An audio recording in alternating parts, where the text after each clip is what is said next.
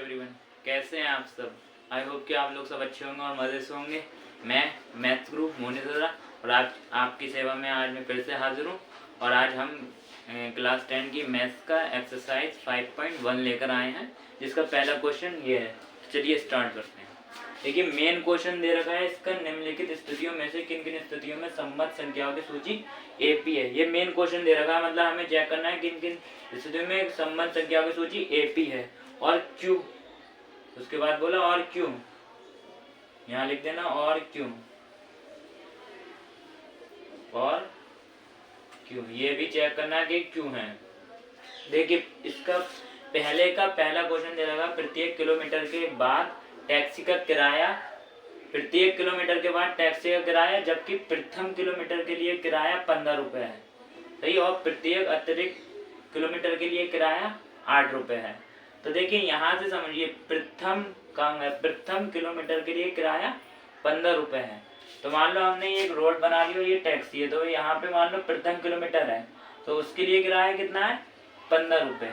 अब मान लो तुमने उससे कहा, टैक्सी वाले से, कि मुझे 1 किलोमीटर और आगे छोड़ लो, तो 1 किलोमीटर और आगे छोड़ो, मतलब अतिरिक्त बढ़ रहा हो ना, तो अतिरिक्त किराया कितना है, 8 रुपये। अब तुमने मान लो यहाँ तक 1 किलोमीटर आ गए, यहाँ तक छोड़, तुमने 1 किलोमीटर तुमने कहा मुझे यहाँ तक छोड़ दो 1 किलोमीटर तक, तो यहाँ पे कितना किराया पड़ जाएगा, तो 15 में 8 और जोड़ दो, अतिरिक्त किराया क्योंकि 8 है ना, तो 15 प्लस 8 कितना आ जाएगा, 23। अब मान लो तुमने उससे कहा कि 1 किलोमीटर मुझे और आगे छोड़ दो, तो मान लो यहाँ पे आ गए, तो फिर 23 में 23 प्लस 8 तो कितना आ जाएगा, 31। अब मान लो तुमने कहा मुझे 1 किलोमीटर और आगे छोड़ दो,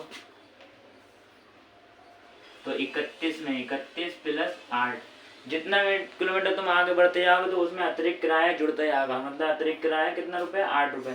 तो 8 रुपये हर उसमें स्टेप में जुड़ता जाएगा जितना किलोमीटर तुम आगे चलोगे। तो 31 और 8 कितना हो जाएगा, 39। तो हमें एक सूची प्राप्त होगी। तो इसे लिखना कैसे है, ऐसे लिख दो। पहले प्रथम किलोमीटर के लिए किराया लिख दो, प्रथम किलोमीटर के लिए, ये मैं बता दे रही हूँ, ठीक है, अभी रुक जाओ, के लिए किराया कितना है भाई, 15 रुपये, ठीक है। अतिरिक्त किराया, अतिरिक्त किराया कितना है, 8 रुपये। तो हमें सूची कैसे प्राप्त हो रही है, बना के दिखा देना, सही है। सूची कैसे प्राप्त हो रही, 23 वो 15, 23 फिर 31 फिर 39। तो हम लिख देंगे अतः सूची, अतः एपी लिख दो, ये सूची अतः एपी। एपी का मतलब होता है अरिथमेटिक प्रोग्रेशन, ठीक है, एपी की फुल फॉर्म होती है। अतः एपी क्या प्राप्त हो रही है, 15 प्रथम किलोमीटर के लिए किराया, फिर दूसरे अगर मान लो तुमने 1 किलोमीटर और बढ़े तो उसमें अतिरिक्त किराया जुड़ जाएगा, तो वो कितना हो जाएगा, 23। फिर उससे तुमने कहा कि 1 किलोमीटर और आगे छोड़ो तो 31 हो जाएगा, फिर उससे कहा 1 किलोमीटर और आगे छोड़ो तो 39 हो जाएगा। तो ऐसे करके एक ये सूची प्राप्त हो रही है, ठीक है, ये सूची प्राप्त हो रही है। ये तो हमें सूची प्राप्त हो गई। ये देखिए इन्होंने क्या कहा था, किन किन स्थितियों में सम्मत संख्याओं की सूची एपी है। तो हमें ये चेक भी करना होगा कि ये एपी है या नहीं है। तो ये तो सूची प्राप्त हो गई। फिर इसके बाद पहले आप लोग इसका स्क्रीनशॉट लीजिए।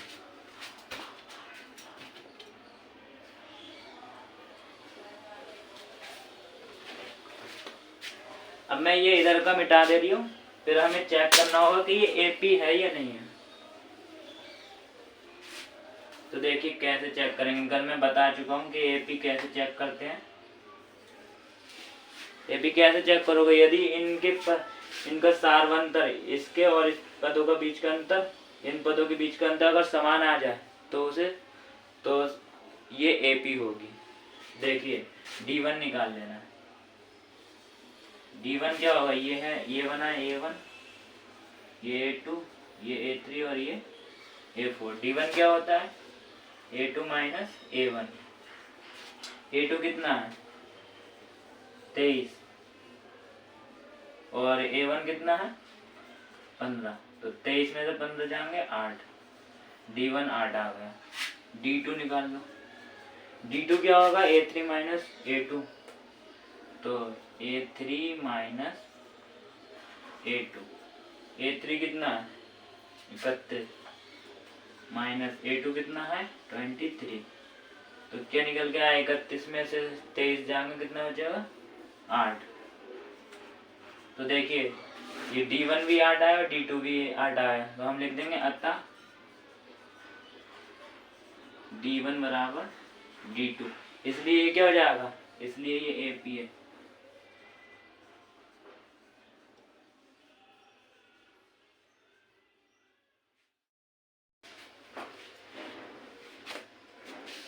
तो देखिए पहले का दूसरा क्वेश्चन लेकर आया मैं। दूसरा क्वेश्चन क्या है, किसी बेलन में उपस्थित, बेलन मतलब सिलेंडर, किसी बेलन में उपस्थित हवा की मात्रा जबकि वायु निकालने वाला पंप प्रत्येक बार बेलन की शेष हवा का 1/4 भाग बाहर निकाल देता है। मतलब कोई बेलन है उसमें हवा भरी हुई है और हम उसे पंप कर रहे हैं एक बार, उसके मतलब तुमने देखा होगा बेलन में रेगुलेटर लगा होता है, उसे दबाते हैं तो उसमें हवा निकलती है, तो वो ही कर रहे हैं, मतलब उसके अंदर पंप लगा हुआ उसे पंप कर रहा है, रेगुलेटर को पंप कर रहा है मतलब दबा रहे हैं, तो उसके अंदर जितनी हवा उसका 1/4 भाग बाहर निकल जा रहा है। तो हमें इससे एक एपी प्राप्त करना है, कैसे करेंगे वो मैं बताता हूँ। देखिए मानेंगे इसमें, माना बेलन में हवा की मात्रा 1 है, या ए मान लो, हमें पता नहीं है, या बी मान लो, कुछ भी मान लो, तो मैं यहाँ पे 1 मानूंगा।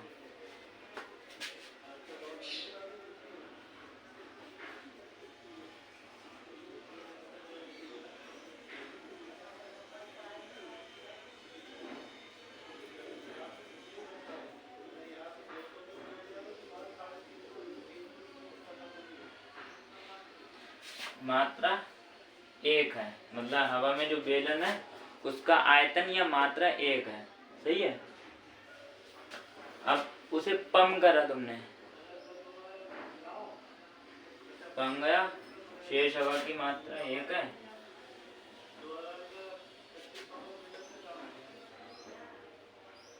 ये तो A1 हो गया, ठीक है, A1 हो गया प्रथम पद। अब A2 कैसे निकालेंगे, A2 कैसे निकालेंगे, देखिए हमने पंप करेंगे तो उसके अंदर जो हवा है उसी हवा का 1/4 भाग ही तो बाहर निकलेगा, तो उसे कैसे लिखेंगे, हवा कितनी है 1, सही है, और निकल रहा है तो इसलिए माइनस लगाएंगे। किसका निकल लिया भाग, हवा का ही, तो हवा क्या है 1, एक ही, और कितना भाग निकल लिया बाहर 1/4, तो 1/4, ठीक है। अब इसकी कैलकुलेशन करिए, 1 की 1 से गुणा होगी तो -1/4, एलसीएम ले लो, 4 की 1 से होगी, यहाँ पे 1 लगा दिया, 4 की 1 से और 1 की 1 से, तो 4 की 1 से होगी तो 4 माइनस 1 की 1 से होगी तो 1/4, कितना आ गया, 4 में से 1 जाएगा 3/4, A2 निकल के आ गया 3/4। अब A3 निकाल लो,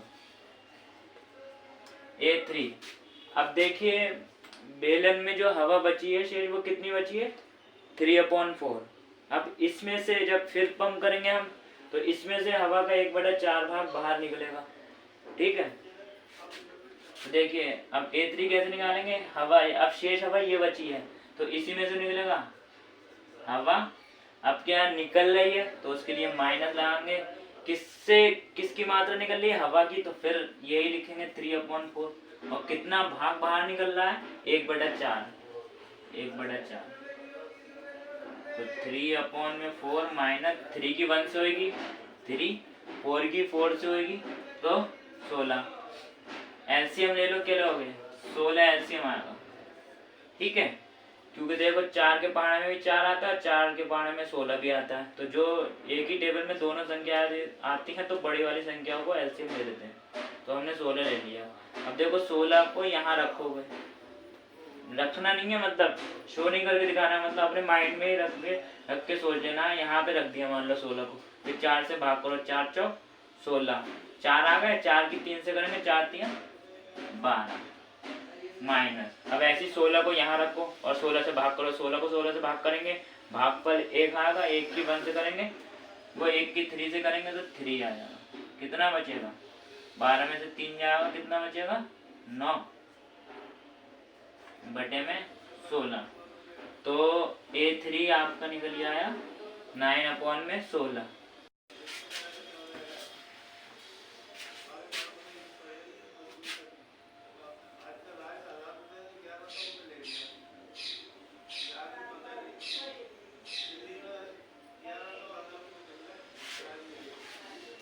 तो अतः हमें AP क्या प्राप्त हुई? अतः AP पहला पद क्या था? 1, दूसरा पद निकल के आया 3/4 और तीसरा पद निकल गया 9/16। अब ये मिटा दो दादा। तो ऐसे करके चौथा पद भी निकल आएगा। अब मैं चौथा पद तो निकालूंगा नहीं क्योंकि इतना कौन निकालेगा।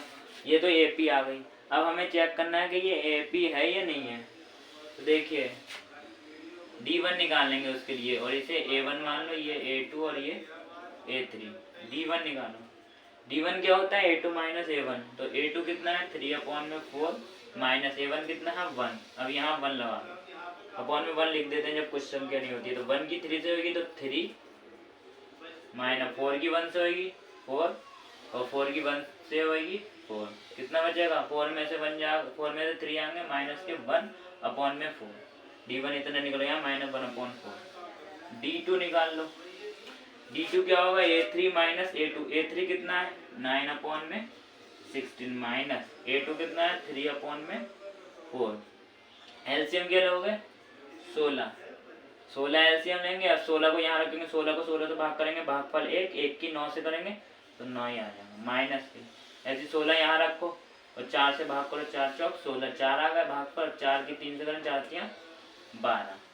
तो देखिए 12 में से 9 जाएंगे, कितना बचेगा? -3/16। देखिए D1 आया -1/4 और D2 निकल गया -3/4। तो दोनों का सारवंतर कहीं सेम है, तो हम लिख देंगे क्योंकि D1 is not equal to D2, अतः ये AP नहीं है। ठीक है, आप लोग इसका स्क्रीनशॉट ले लीजिए।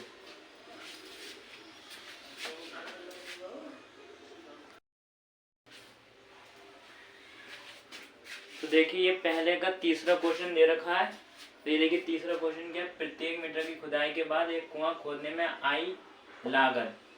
प्रत्येक किलोमीटर खुदाई के बाद एक कुआं खोदने में आई लागत, जबकि प्रथम मीटर खुदाई की लागत, यहाँ से देखिए क्वेश्चन, जबकि प्रथम मीटर खुदाई की लागत कितनी है? 150 रुपए है। यहाँ लिख देना प्रथम मीटर, हल में लिखना चाहिए, प्रथम मीटर खुदाई की लागत कितना है? 150 रुपए। सही है, प्रथम मीटर खुदाई की लागत 150 रुपए। अब आगे बढ़िए, और बाद में प्रत्येक मीटर खुदाई की लागत ₹50 बढ़ती जाती है। मतलब तुम और बाद में मतलब जितना किलोमीटर आगे खुदवाते जाओगे, जितना मीटर आगे खुदवाते जाओगे, तो उतने उसमें जो है 50 रुपए बढ़ती जाएगी। मान लो तुमने प्रथम 1 किलोमीटर के लिए 1 मीटर के लिए इतनी है 150। अब तुमने कहा मुझे एक मीटर और खोद दो आगे, तो उसमें कितना बढ़ जाएगा? ये 150 में 50 और जुड़ जाएगा, तो वो 2 मीटर के लिए 200 हो जाएगी। ऐसे तुमने कहा कि मुझे 1 मीटर और आगे खोदवा दो, 1 मीटर और आगे खोद दो, तो उसमें ये 200 में क्या कितने रुपए बढ़ जाएंगे? 50 रुपये, तो 250 हो जाएंगे। ऐसे तुमने कहा कि उससे कि 1 मीटर और आगे खोद दो, तो 250 में 50 जोड़ोगे तो 300 हो जाएंगे। तो ऐसे करते करते एक सूची प्राप्त होगी। तो यहाँ लिख दो प्रत्येक मीटर खुदाई की लागत, प्रत्येक मीटर खुदाई की लागत।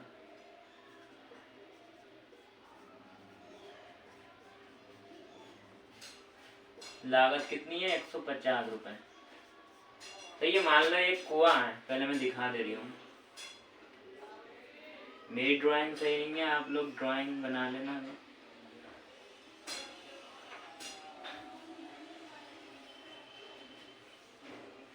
ये कुआं है, ठीक है, ये थोड़ा सही करके बना दो। ये कुआं है, ठीक है। अब यहाँ पे भी प्रथम मीटर के लिए यहाँ तक है, प्रथम मीटर यहाँ तक खुदवाई, तो इसकी खुदाई की लागत कितनी है 150 रुपये।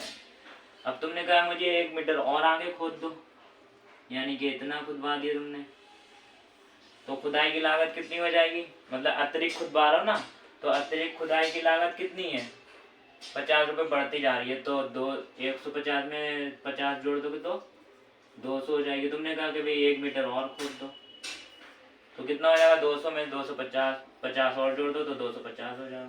सही है। ऐसे करते करते तुम जहाँ तक खुदवाओगे तो उसमें 50 रुपये जुड़ते जाएंगे। तो हमें ये ऐसे करके एक सूची प्राप्त हो रही, तो लिख देंगे अतः सूची, या एपी लिख दो, अतः एपी हमें क्या प्राप्त हो रही है। देखो प्रथम मीटर के लिए खुदाई की लागत कितना है 150, सही है।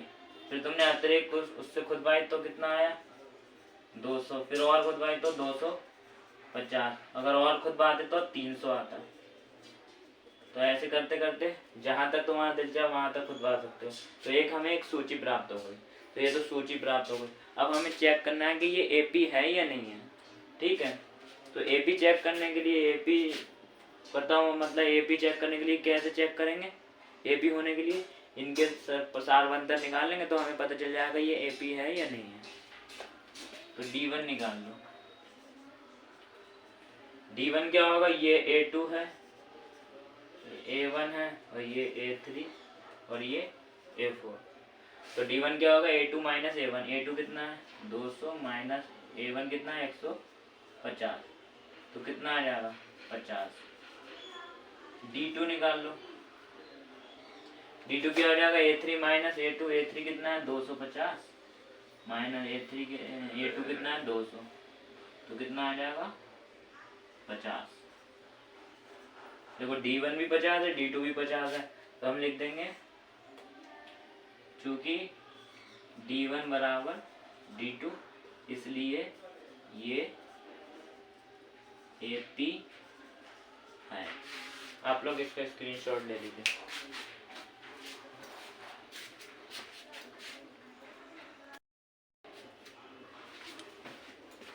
देखिए ये 14 क्वेश्चन दे रखा है पहले का। ये 14 क्वेश्चन क्या है, खाते में प्रत्येक वर्ष का मिश्रधन जबकि रुपए 10,000 की राशि 8% वार्षिक की दर से चक्रवृद्धि ब्याज पर जमा की जाती है। तो मतलब प्रथम वर्ष की राशि कितनी है 10,000, सही है, और कितने वार्षिक दर से 8, दर कितनी है 8% की दर से चक्रवृद्धि ब्याज पर जमा की जाती है। तो हम लिख देंगे प्रथम वर्ष की राशि, पहले लिखो प्रथम वर्ष की राशि।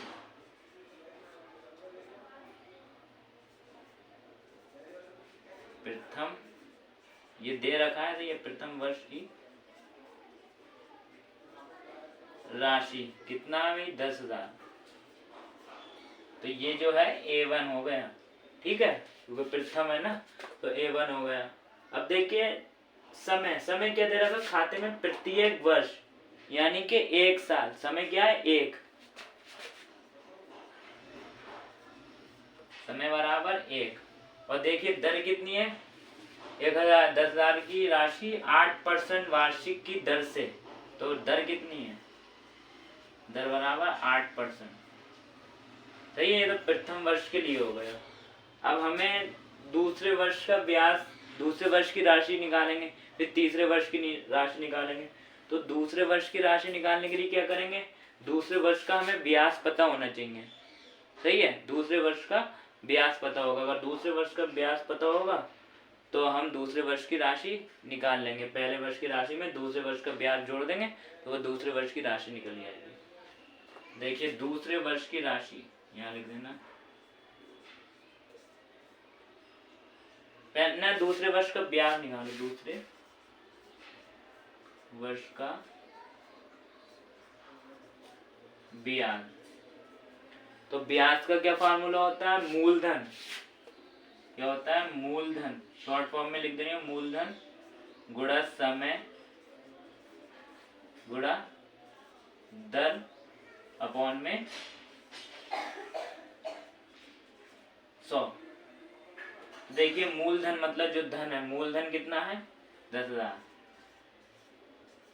गुणा समय क्या है? 1 और दर कितना है? 8। सही है। और अपॉन में 100। अब देखिए 2 0 से ये 2 0 कैंसिल। 8 की 100 से गुणा होगी तो कितना हो जाएगा? 8 की 1 से होगी तो 8 ही आएगा, और 8 की 100 से होगी तो 800। तो दूसरे वर्ष का ब्याज आ गया 800। अब दूसरे वर्ष की राशि निकाल लो। वो कैसे निकलेगी? 1000 10,000 में 800 जोड़ देंगे तो 10,800 हो जाएगा दूसरे वर्ष की राशि। तो लिख देना दूसरे वर्ष की राशि, यानी कि A2 लिख दे रही हूँ। ठीक है, दूसरे लिख दो। चलो, दूसरे वर्ष की राशि। तो राशि कितनी हो जाएगी? 10,000 में 800 जोड़ दो। 10,000 प्लस 800 तो कितना आ जाएगा? 10,800। सही है। ये आप लोग पहले इसका स्क्रीनशॉट लीजिए।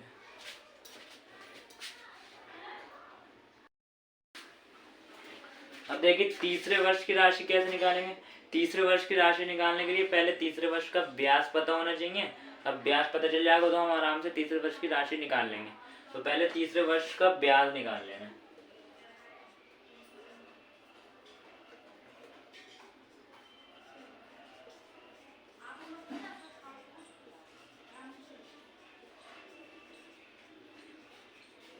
तो ब्याज का क्या फार्मूला होता है? मूलधन। वही मूलधन अब कितना आ गया? अब मूलधन ये लगेगा। सही है, मूलधन गुणा समय क्या है? समय भाई 1 साल है तो 1, और दर कितनी है? 8 अपॉन में 100। तो ये 100 से 2 0 से 2 0 कैंसिल हो जाएगा। 8 की 108 से गुणा करेंगे तो कितना आएगा? 8 64 के 4 हासिल लगे 6, तो 6 ऐसी 8 ही कम 8। दूसरे वर्ष का ब्याज कितना? तीसरे वर्ष का ब्याज कितना आ गया? 864। अब तीसरे वर्ष की राशि निकाल लो। तीसरे वर्ष की राशि क्या आएगी? इसमें 10,800 में 864 जोड़ दो तो कितना हो जाएगा? 10,800 में 864 जोड़ेंगे तो 4 6 8 8 16 के 6 हासिल लगा 1 और ये 1। तो यानी कि A1 तो आ गए 10,000, A2 आया 10,800 और A3 आया 11,664। तो हमें एक सूची प्राप्त होगी। तो हम लिख देंगे अतः सूची। इसे यहाँ लिख देंगे 10,800, इधर लिख देंगे 10,800। लिख देना अतः AP। तो AP क्या प्राप्त हुई है हमें? पहला क्या है? 10,000, और दूसरा क्या है भाई? दूसरा है 10,800, और तीसरा 11,664। तो ये हमें एक सूची प्राप्त हो गई AP। अब हमें चेक करना है कि ये AP है या नहीं है। देखिए अब इन दोनों पदों के बीच का अंतर कितना आएगा? 10,800 में से 10,000 घटाएंगे तो 800 बचेंगे। अब इन दो पदों के बीच का अंतर 800 नहीं आएगा। दिखा दूं? ये देखो, ये A1 है, ये A2 और ये A3। D1 देखो, D1 क्या है? 10,800 माइनस 10,000, तो क्या निकल के आया? 800। D1 D2 इसमें से घटाना है A3 माइनस A2, तो 11,664 माइनस 10,800, तो क्या निकल के आएगा? 4 में से 0 आएगा 4, 6 में से 0 आएगा 6, और 6 में से तो 8 जा नहीं सकता, तो इधर हासिल लेंगे 16, 16 में से 8 आएंगे, कितने बचेंगे? 8। अब इधर 10, 10 में से 10 जाएंगे 0, तो 864 आ गया। और D1 आया 800, तो यहाँ लिख देंगे क्योंकि D1 is not equal to D2, तो लिख देना अतः